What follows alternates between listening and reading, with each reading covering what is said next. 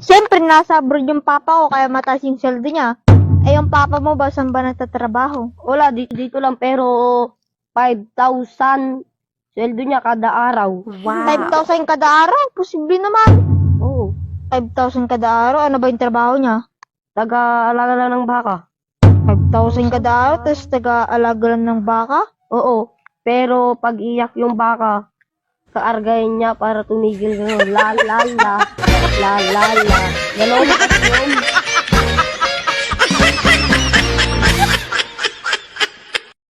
Naghahanap ako ng kadate sa Valentine's. Yung may jowa sana. Gusto ko ng gulo.